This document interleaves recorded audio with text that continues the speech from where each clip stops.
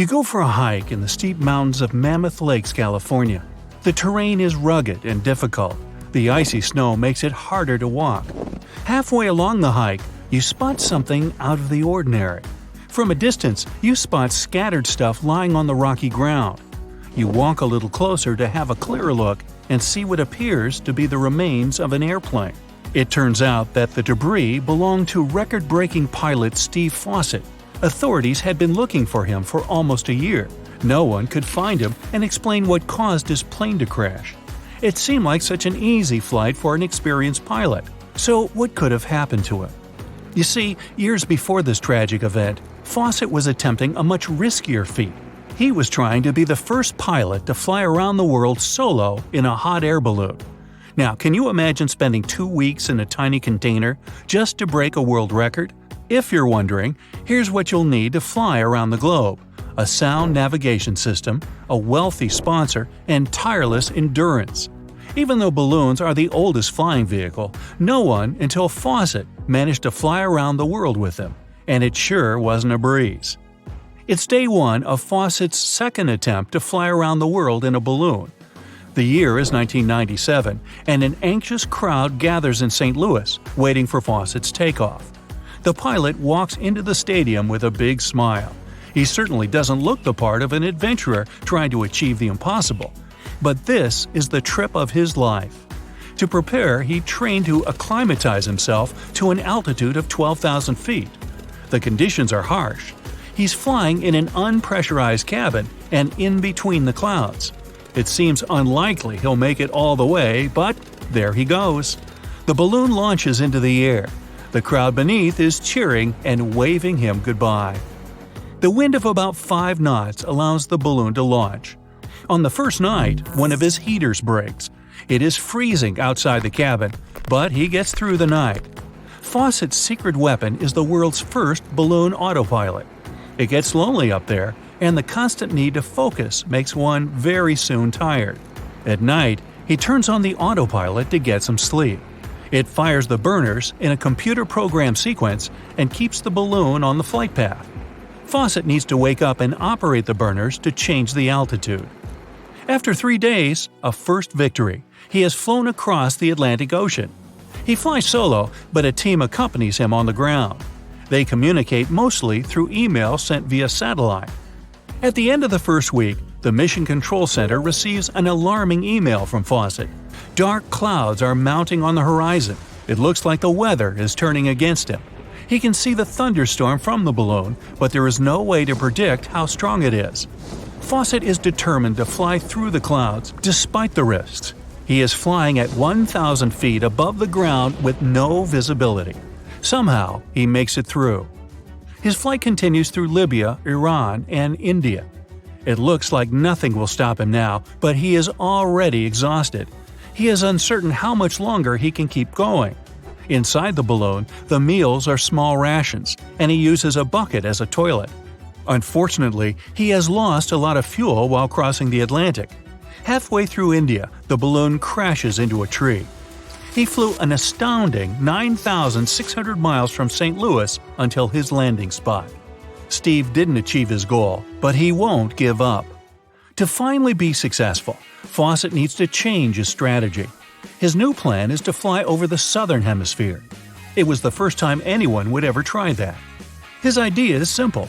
In the southern part of the globe, he would fly mostly over water.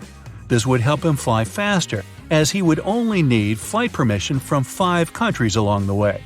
If you were on the ground as Fawcett flew by, maybe you wondered what that flying object in the sky was. As he flew over Cape Town in South Africa, over 50 people reported seeing strange flying objects.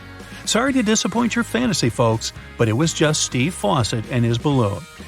His first attempt to fly around the world through the southern hemisphere almost worked out. He got lucky.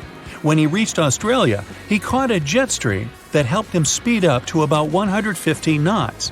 That's 3 times the speed of a gazelle.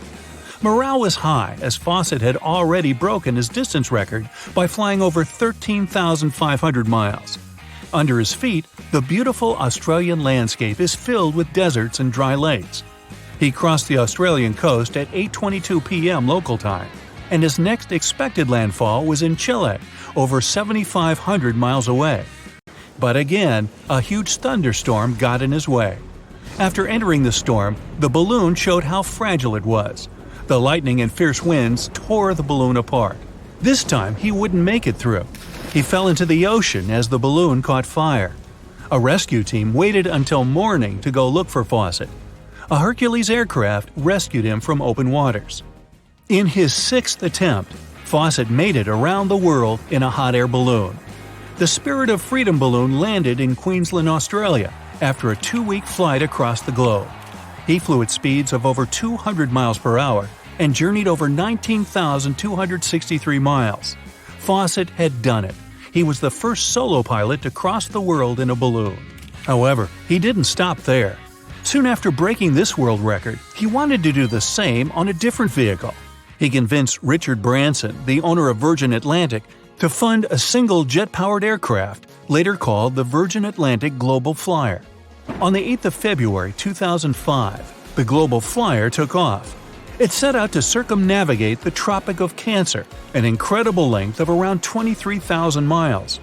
Out of luck, or sheer ingenuity, Fawcett broke yet another world record.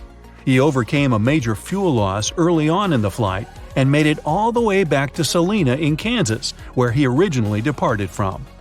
Did this story make you want to hop on a hot air balloon? Fawcett was the expert in aerial adventures and extreme conditions. This is why his disappearance in the Sierra Nevada mountains was full of mystery. What could have happened to take down such an experienced pilot? On the 3rd of September 2007, Fawcett took off from a Nevada ranch with this single-engine plane named Super Decathlon. It was a simple, leisurely day flight that took a dark turn. Fawcett never made it back to the ranch. A search and rescue team was sent to find the pilot and his plane, but they returned empty-handed. It wasn't until a year later that a hiker found some of Fawcett's belongings near Mammoth Lakes. Then an aerial search located the remains of Fawcett's two-seater at an elevation of 10,000 feet. The mystery was solved with the help of advanced technology. In the world's first hexagonal wind tunnel facility, experts recreated the weather conditions of the day of Fawcett's flight. They were trying to understand if the downdrafts from the Sierra Nevada mountains could have brought his plane to the ground.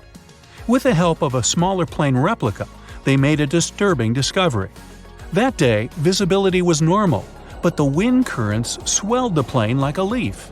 A sudden downdraft most likely disoriented Fawcett and made him lose control of the aircraft, causing him to crash directly into the mountains.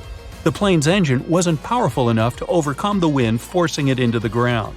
It turns out it was entirely out of Fawcett's control. The discovery of the debris brought closure to this unfortunate case.